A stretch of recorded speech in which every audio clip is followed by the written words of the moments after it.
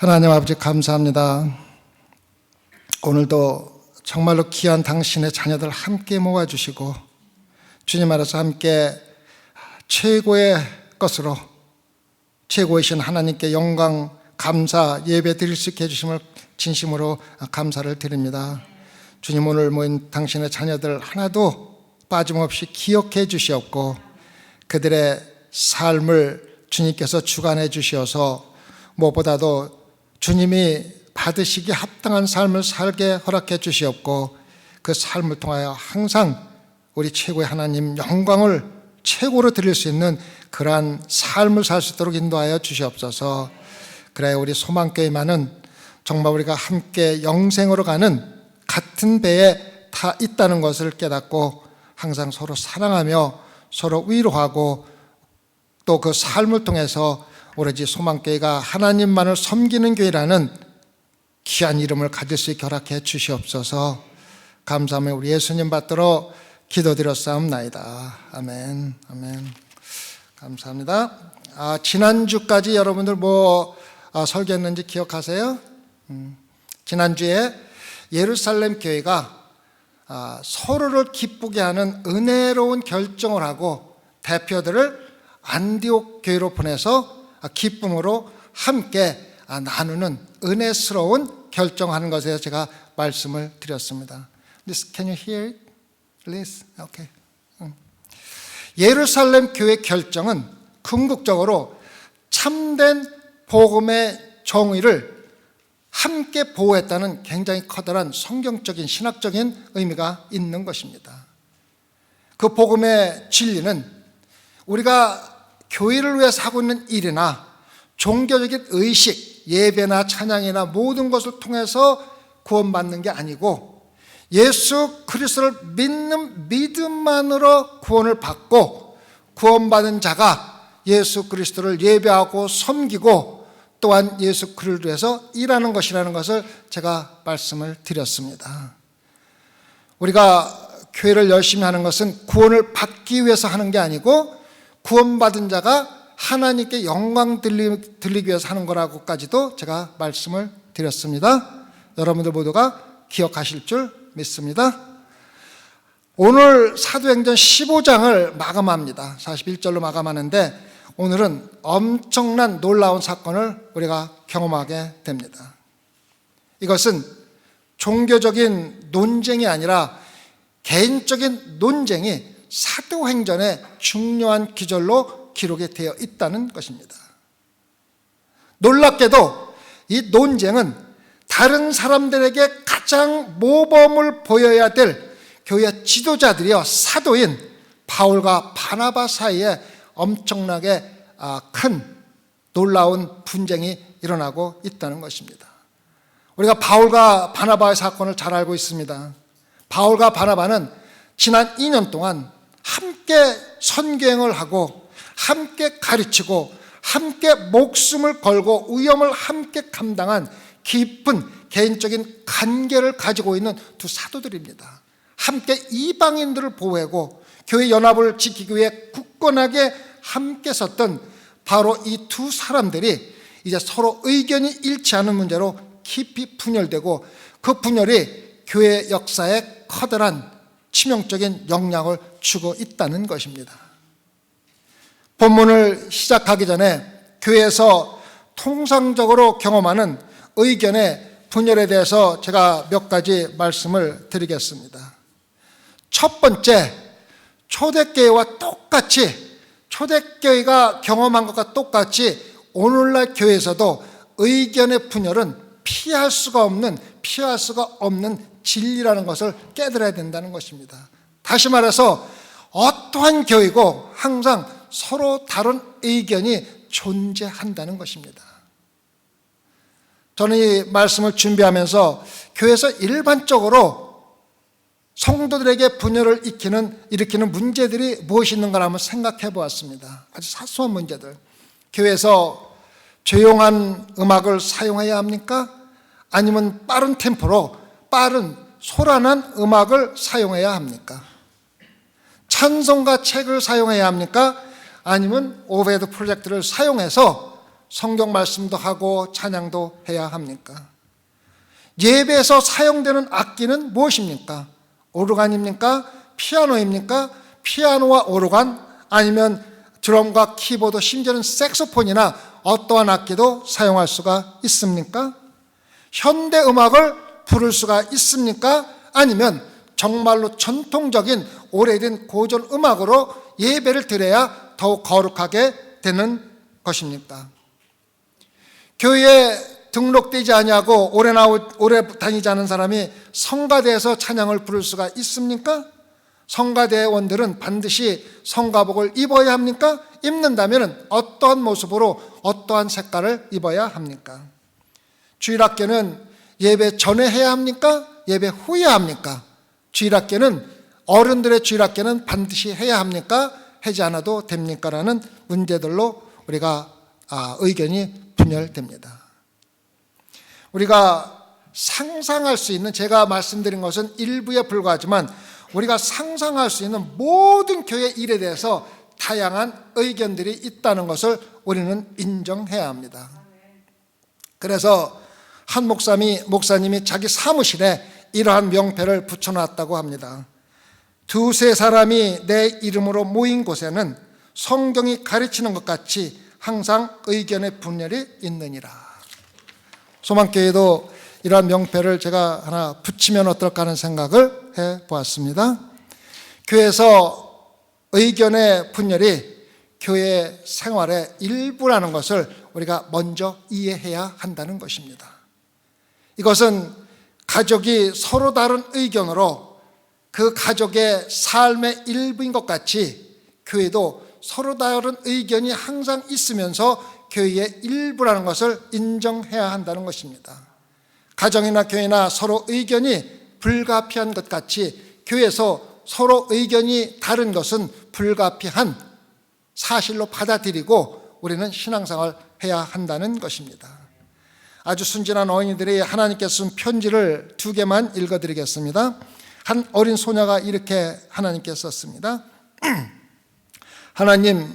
하나님께서 전 세계의 모든 사람을 사랑하시는 것은 매우 어렵다는 생각이 듭니다. 저는 가족이 4명밖에 없는데도 그렇게 할 수가 없습니다라고 썼습니다.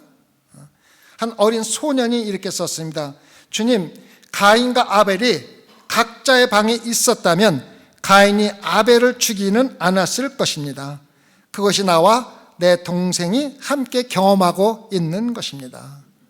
만약에 아담과 가인이 한 방을 사용하지 못해서 가인이 아벨을 죽였듯이 자기가 지금 각방을 쓰고 있는데 각방을 쓰지 않으면 자기도 동생을 죽일 만큼 의견의 불일치와 또 다툼이 있다는 것을 순수한 어린이의 마음속에서 쉽게 읽을 수가 있는 것입니다. 그래서 서로 다른 의견은 삶의 일부이며 교회 삶의 일부입니다. 의견의 분열이 없는 가족이나 의견의 분열이 전혀 없는 교회는 죽은 교회입니다. 교회에 서로 다른 의견이 있다는 것은 교회가 살아서 무슨 일을 하고 있다는, 또 하고 싶다는 증거라는 것을 우리에게 보여주고 있다는 것입니다. 첫 번째, 교회는 항상 분열이 있다는 것을 염두에 두고 신앙생활 하시라는 겁니다. 두 번째는 교회가 서로 다른 의견으로 어떠한 결정을 할 때 그 서로 다른 의견의 문제를 처리하는 방법이 그 문제 자체보다도 더 중요하다는 것입니다. 다시 말하면 문제는 항상 있는 것인데 좋은 교회와 나쁜 교회를 나눌 수 있는 것은 어떻게 그 서로 다른 의견을 종합해서 잘 처리하느냐가 좋은 교회와 나쁜 교회를 나눈다는 것입니다. 사도 바울은 고린도에 있는 성도들에게 편지를 보내면서 고린도전서 11장 17절과 19절에 다음과 같이 기록하고 있습니다. 내가 명하는 이 일에 너희를 칭찬하지 아니하나니 이는 교회의 모임이 유익이 못되고 도리어 해로움이라. 첫째는 너희가 교회에 모일 때에 너희 중에 분쟁이 있다 함을 듣고 대강 믿노니 너희 중에 편당이 있어야 너희 중에 옳다 인정함을 받은 자들이 나타나게 되리라. 사도 바울은 재미있게도 너희들이 분쟁을 거쳐서 누가 옳은 사람인지 누가 그른 사람인지를 판단해주는 도구로 사용이 된다는 것입니다. 다시 말해서 교회에서 서로 다른 의견의 분쟁이 생길 때 옳고 그른 사람들이 누구인지가 드러나게 된다는 것입니다. 또한 분쟁이 해결되는 가운데서 옳고 그른 사람들이 나타날 뿐만 아니라 지도자의 자격을 갖춘 사람들이 문제를 해결하는 영적인 성숙도와 어떻게 그 문제를 해결하는 것가 드러내준다는 것입니다. 다시 말하면 지도자의 해결하는 능력이 문제를 해결하는 동안에 나타난다는 것입니다. 서로 다른 의견을 연합해서 교회를 이끌어 나가면서 교회 지도자의 능력이 나타나기 때문이라는 것입니다. 영적인 지도자의 뛰어난 표시는 의견이 다름에도 불구하고 의견이 다른 사람들을 존중하고 사랑하고 충분히 그 사람들에게도 의견을 가질 만한 가치가 있는 사람이라고 인정해 주는 것이 가장 중요하다는 것입니다. 여러분이 여러분의 의견을 나타내면서도 다른 의견을 나타내는 사람들을 무시하거나 자기가 발로 밟고 내 의견만 옳다고 주장하는 방법으로 문제를 해결하지 말라는 것입니다.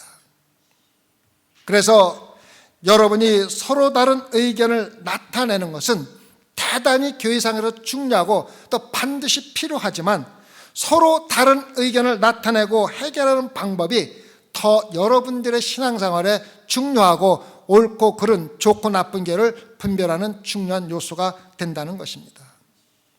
즉 서로 다른 의견을 처리하는 방법이 분쟁 그 자체보다도 더 중요하다는 것을 기억하는 겁니다.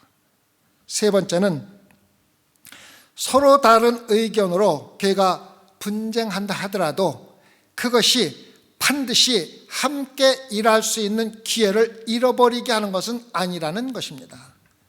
도리어 서로 다른 의견으로 각자 하나님을 할 때 기회가 2배가 될 수 있다는 것도 함께 기억하라는 것입니다. 이것이 바로 오늘 성경 말씀인 사도행전 15장 마지막 구절에 나오는 말씀입니다. 먼저 15장에서 일어나고 있는 바울과 바나바의 논쟁 원인이 어디서 시작됐는지를 보여주는 성경 말씀을 이미 우리가 공부했지만 다시 한번 말씀드리겠습니다.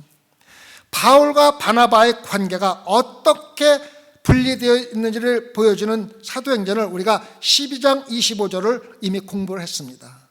사도행전 12장 22절로 되돌아가 보면 바나바와 사울이 부조의 일을 마치고 마가라는 요한을 데리고 예루살렘에서 돌아오니라. 마가가 바울의 선교 여행에 동참하는 구절을 지금 사도행전 12장 25절에서 우리가 공부를 했습니다. 초기에 예루살렘 지도자들은 마가의 집에서 자주 모임을 가졌습니다.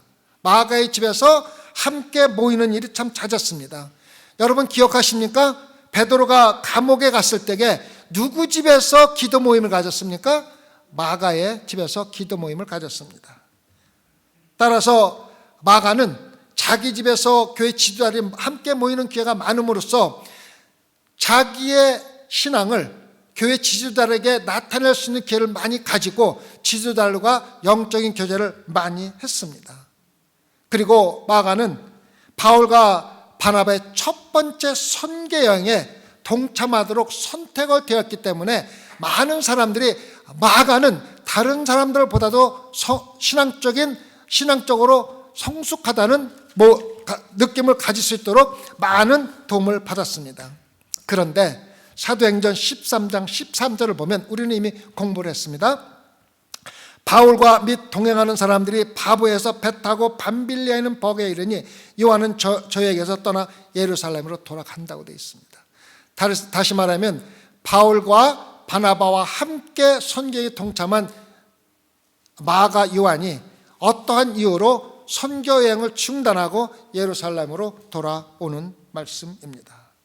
그래서 바울은 오늘 말씀인 15장 38절에서 마가라 하는 요한을 일하러 가지 않은 자라고 비난하고 있는 것입니다. 실질적으로 배신을 했다는 의미로 사용하고 있는 것입니다. 바울은 마가가 단순히 자기들의 선교여행을 떠나서 예루살렘으로 간 것이 아니라 믿음 자체를 떠나고 하나님을 버렸다고 비난한 것을 우리가 알아야만 합니다. 아마도 바울의 마음속에 바나바에 대한 또 다른 미묘한 감정이 있을지도 모릅니다. 우리가 이미 공부를 했지 않습니까? 지난주에 갈라디아서 2장 13절을 보면 바울이 이방 신자들 앞에서 베드로가 이방인 신도들과 함께 밥을 먹고 떡을 떼다가 예루살렘에서 지도자들이 오니까는 모른 척하고 이방인들을 무시했던 것을 우리가 기억합니다. 그래서 사도 바울이 베드로에게 심한 비난을 하고 바나바에게도 위선자적인 유혹을 받았다고 비난하는 모습을 우리가 잘 알고 있습니다. 그래서 갈라디아 2장 13절에 남은 유대인들도 저와 같이 외식함으로 바나바도 저의 외식에 유혹되었다고 제가 지난주에 설명을 드렸습니다.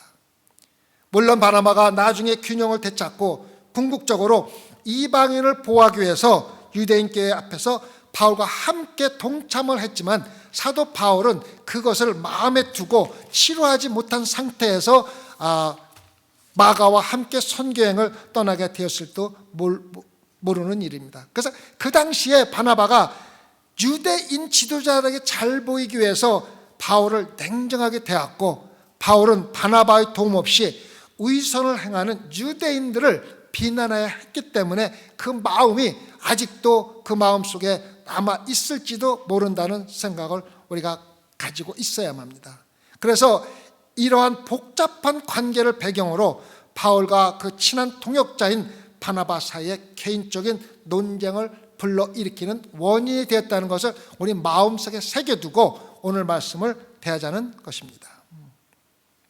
그래서 사도행전 15장 36절과 38절을 보면 수일 후에 바울이 바나바더러 말하되 우리가 주의 말씀을 전한 각 성으로 다시 가서 형제들이 어떠한가 방문하자 하니 바나바는 마가라 하는 요한도 데리고 가고자 하나 바울은 밤빌리아에서 자기들을 떠나 한 가지로 일하러 가지 아니한 자를 데리고 가지 않는 것이 옳지 않다 하니라라고 주장하고 있습니다. 바울과 바나바가 마가를 중간에 두고 심하게 다투고 있는 것을 볼 수가 있습니다. 우리는 지금 성경에서 가장 훌륭한 사도들이, 성경에서 가장 하나님을 충실한 두 사도가 다투고 있는 이야기를 공부하고 있습니다. 그래서 성경 말씀은 그 사람이 얼마나 훌륭한지 훌륭하지 않은과의 관계없이 잘못된 것은 잘못됐다고 기록하고, 아무리 잘못된다 할지라도 그것에 대해서 하나님이 옳게 기록하고 있다는 걸 우리가 마음속에 두고 성경 말씀은 처음부터 끝까지 진리라는 것을 우리가 배워야 한다는 것입니다.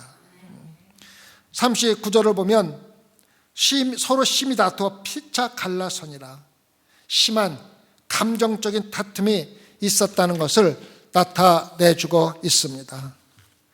서로 타협할 마음이 조금도 없었다는 것입니다. 왜? 이것은 바나바에게는 원칙적인 문제였고 사도 바울 또한 원칙적인 문제였기 때문에 자기가 여기서 타협한다는 것은 하나님을 버린다는 그런 생각을 가지고 있었다는 것입니다. 그런데 소망교회 성도 여러분, 바울과 바나바는 둘 다 잘못되었지만 하나님 섭리 안에서는 둘 다 옳은 길로 인도되었다는 것을 마음속에 기억하십시오. 그것은 바울은 마가를 신뢰할 수 없는 사람이라고 믿었습니다. 그러나 바나바는 마가가 분명히 지난번에 잘못한 것을 회개했고 또 그 회개를 통해서 하나님께 더 가까이 왔고 지금은 다시 복음을 전하는 전투에 참여했다라고 생각을 했기 때문에 마가를 다시 불러들이려고 노력을 했습니다. 우리가 사도행전 15장 39절과 41절에서 바울과 바나바 사이의 분쟁이 하나님 섭리 가운데서 어떻게 인도되어 나가지는지를 우리가 배워야 한다는 것입니다. 하나님께서는 서로 다른 의견을 가지고 바나바와 바울이 서로 다투고 있지만 각자 가지고 있는 장점을 사용해서 하나님의 복음 사역에 그들대로 따로따로 사용하고 있다는 것을 우리가 깨달아야 한다는 것입니다. 그래서 15장 39절과 41절을 보면 바나바는 마가를 데리고 배 타고 쿠브르로 가고 바울은 신라를 택한 후에 형제들에게 주의 은혜의 부탁함을 받고 떠나 수리아와 길리기아로 다녀가며 교회를 굳게 하니라. 하나님의 방식으로 두 사람이 다투고 있음에도 불구하고 각자의 특성대로 두 선교팀을 만들어서 또 다른 곳으로 보내고 있는 것을 우리가 볼 수 있다는 것입니다. 다시 말하면 하나님께서는 우리의 부족함으로 서로 다투는 그 모습까지도 우리가 하나님께 온전히 마음이 향해 있을 때는 그것을 사용하여 하나님의 사역에 쓰신다는 것입니다. 그들은 서로 다른 의견을 일치하지 못하고 두 가지 다른 방법으로 일하게 되었지만 의심할 여지 없이 세상의 선교지에 하나의 복음팀이 아니라 두 개의 복음팀이 형성되어 다른 곳으로 떠나가게 되는 것을 본다는 것입니다. 잘 기억하시기 바랍니다. 바나바는 여기서 헤어진 이후로 또다시는 신약 성경에서 바나바의 사역은 언급되지 않습니다.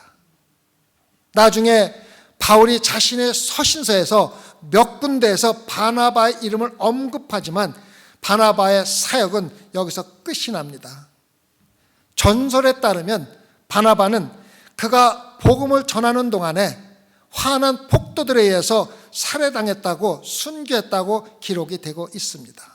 그리고 바나바는 마가를 품음으로써 마지막 사역을 마쳤지만은 여러분이 잘 아시다시피 마가는 마가복음을 쓸 정도로 하나님께 충실한 사람이고 나머지 삶을 충실하게 하나님을 위해서 보낸 훌륭한 마가를 배출해놓고 자기는 순교한 바나바를 기억하라는 것입니다.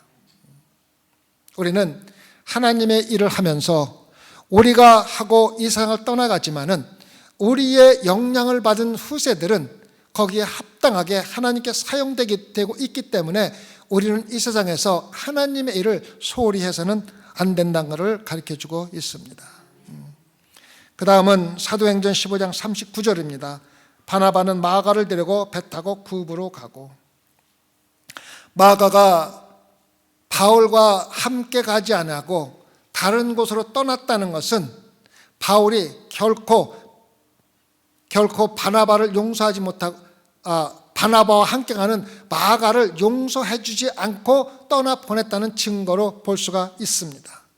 그래서 우리 마음속에서는 이 사건으로 인하여 사도 바울이 대단히 화가 나고 분개했다고 생각할 수가 있습니다. 그리고 최고의 선교사고 사도인 바울이 신앙생활에서 실패한 모습을 보여줬다고 생각할 수가 있는 구절입니다. 하지만 나중에 마가는 바울과 함께 바나바가 사라진 이후로 마가와 바울은 함께 동역으로 선교를 했다는 구절이 여러 군데에서 많이 나오고 있습니다. 골로새서 4장 10절에서 바울은 마침내 공개적으로 마가를 다시 받아들였다는 것을 나타내주고 있습니다. 골로새서 4장 10절에 보면 나와 함께 갇힌 아리스토다고와 바나바의 생질 마가와 이 마가에 대하여 너희가 명을 받았음에 그가 이르거든 영접하라라고 가르쳐주고 있습니다. 이 말은 마가와 바울은 곧 함께 동참하여 하나님의 사역을 함께 했다는 것을 우리가 볼 수가 있습니다. 그래서 비록 사도행전 15장에서 바나바는 하나님을 배척한 마가에게 두 번째 새로운 기회를 주고 세상을 떠났지만은 마가와 바울은 후에 서로 변하여 서로를 받아들이고 함께 하나님의 사역에 동참했다는 걸 볼 수가 있습니다. 바울이 디모데에게 보낸 디모데후서 4장 11절에서도 내가 올 때에 마가를 데리고 오라. 저가 나의 일에 유익하니라. 바울이 마지막으로 로마 감옥에서 자기 제자인 디모데에게 쓴 디모데 후서가 사도 바울의 마지막 편지입니다. 바울이 쓴 마지막 편지에서 바울은 디모데에게 로마로 가는 길에 내가 올 때에 마가를 데리고 오라. 저가 나의 일에 유익하니라 지시하고 있는 것입니다.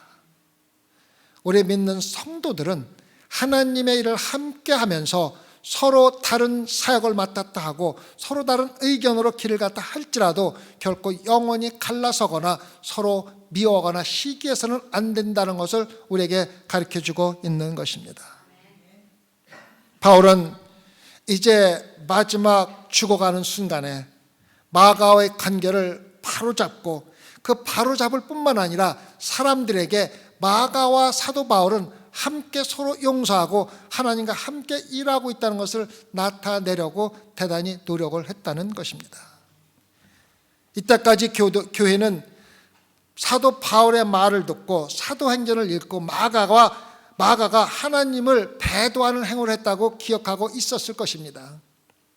그들은 마가를 신뢰할 수 있는지 함께 일을 할 수 있는지 의심하고 있을 수도 있습니다.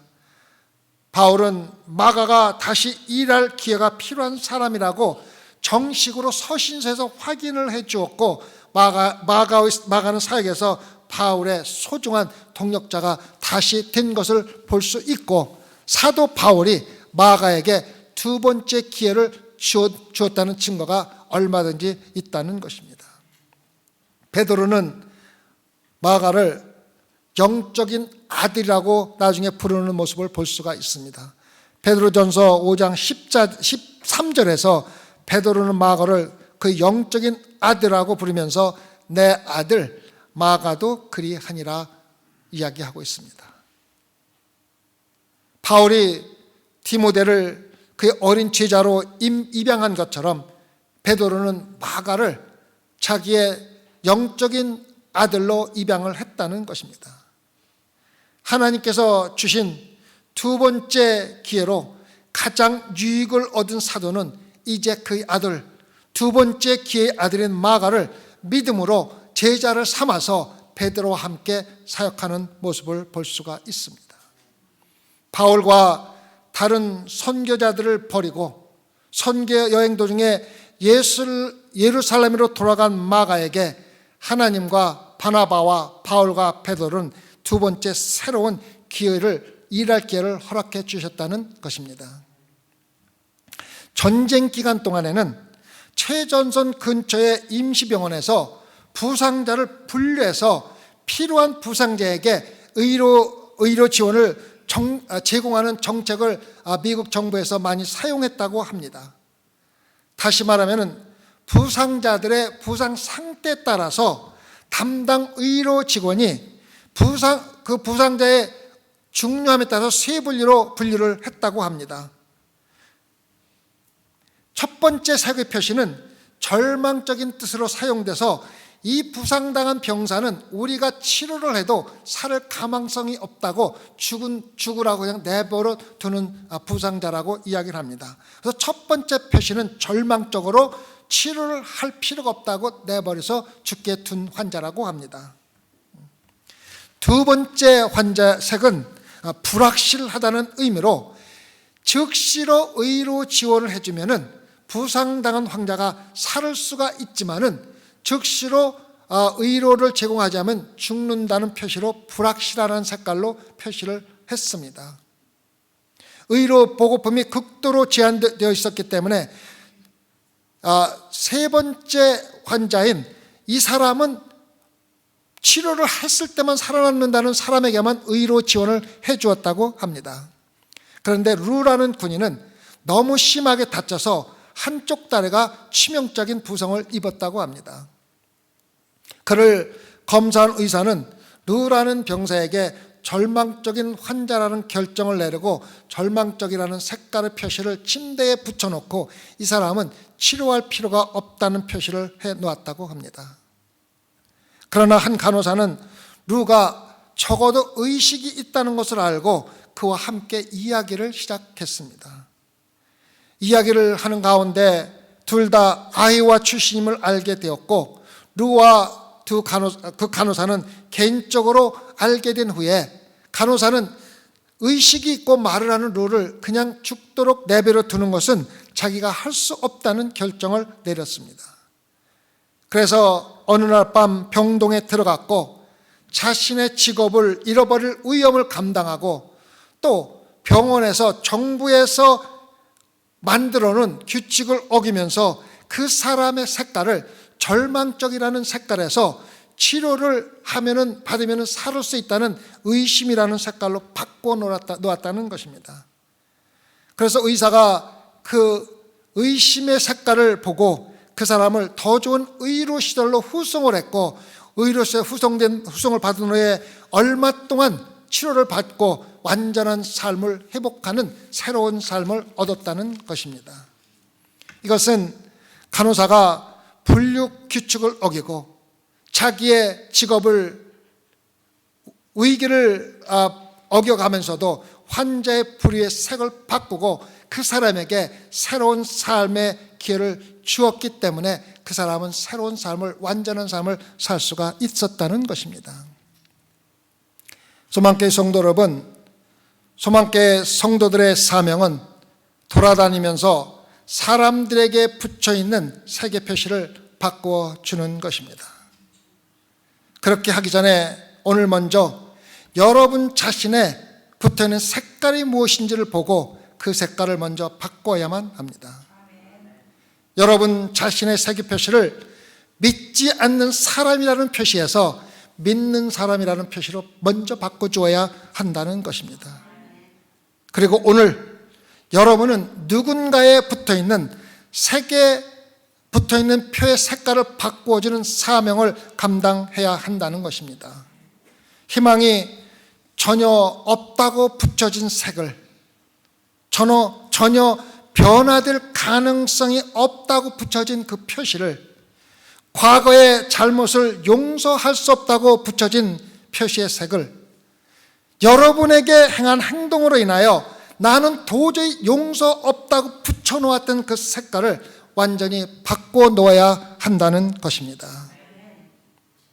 우리의 직업을 이를 위험을 감당하면서 필요하다면 인간들이 만들어 놓은 규칙을 위반해서라도 새 생명이 가능이 없다는 표시된 사람의 색을 예수 그리스도를 영접할 수 있다는 색으로 바꿔놓는 사명을 감당해야 한다는 것입니다.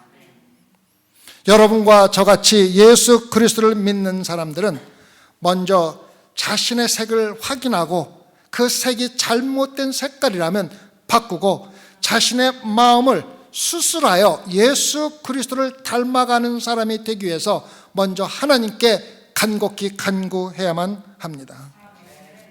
왜? 우리는 우리 스스로 바꿀 수 있는 능력이 없기 때문입니다. 명목적인 그리스도의 색깔에서 헌신적인 그리스도의 색깔로 바꾸어야만 합니다. 기도가 없는 그리스도의 색깔에서 기도의 동역자의 색깔로 바꿔야만 합니다. 인색한 그리스도에서 관대하게 나누어지는 그리스도의 색깔로 바꿔야만 합니다. 교회 일에 동참하지 않고 항상 혜택만 받는 색깔에서 이기적인 마음을 버리고 헌신적인 하나님의 종으로 색깔을 바꾸어야만 합니다. 색을 바꾸기 위해서 지금 즉시로 하나님의 도움을 요청해야만 합니다. 우리 자신은 우리 스스로 바꿀 능력이 없기 때문입니다. 위대한 사도 바울조차도 한때는 자신에게 절망적이라는 색의 표시를 붙여놓았다가 실패자라는 색을 가지고 있다가 그 색을 완전히 바꾸고 그것으로 끝나지 아니하고 첫 번째 기회를 잃어버린 마가에게 두 번째 생명의 색으로 바꾸어 주었습니다. 두 번째 기회가 무엇인지 알고 있었던 또 다른 사도 바나바의 교훈으로 주님에 대한 어떠한 것을 배우고 하나님의 자녀로서 그 자녀의 색깔에 맞는 삶으로 우리의 삶을 바꿔야 한다는 것입니다. 전지전능하신 주님은 아무리 완고하고 우리 눈에는 버려진 사람이라 할지라도 우리들과 모든 자신의 자녀들에게 주님을 섬기는, 주님을 영접하는 두 번째 기회가 반드시 주어진다는 걸 배우고 우리는 그 사람들에게 절망적인 세계에서 가능성이 있다는 색깔로 바꿔주는 사명을 감당해야 한다는 것입니다. 그리고 우리가 신앙생활을 함께하면서 교회에서 이미 실패한 사람들에게 두 번째 기회를 주기 위해서 우리 자신을 희생하는 소명계 성도가 반드시 되어야 한다는 것입니다. 실패한 우리에게 새로운 기회를 주신 하나님께서 우리가 절망적인 사람이라고 판단한 사람들에게도 두 번째 기회를 주신다는 걸 기억하고 그들에게 똑같은 하나님의 기회가 주어지도록 기도하고 함께 신앙생활하며 말씀으로 깨우쳐 줘야 한다는 것입니다. 기도하십시다. 이 시간 하나님 아버지, 우리에게 붙어있는 색깔이 무엇입니까? 형식적인 신앙생활하는 그리스도의 색깔입니까? 정말 예수 그리스도를 영접한 참된 당신의 자녀들의 색깔입니까? 형식적으로 이곳에 앉아있는 색깔입니까? 아니면 하나님을 예배드리고 하나님의 영을 추구하는 마음으로 이 자리에 앉아 있습니까? 자신의 색깔을 바꿀 수 있도록 주님께서 능력 허락하여 주시옵소서. 또한 우리가 우리 자신의 색깔을 바꾸고 난 후에 다른 사람들에게 붙여진 색깔도 어떤 위험을 감당하면서라도 바꿔줄 수 있는 능력도 또한 허락해 주시옵소서. 그래 우리 소망계 성도들은 서로 함께 사랑하며 서로 기회를 주며 하나님 나라에 함께 손잡고 갈 수 있는 귀한 당신의 자녀들로 삼아 주시옵소서. 감사하며 예수님 받들어 기도드렸사옵나이다.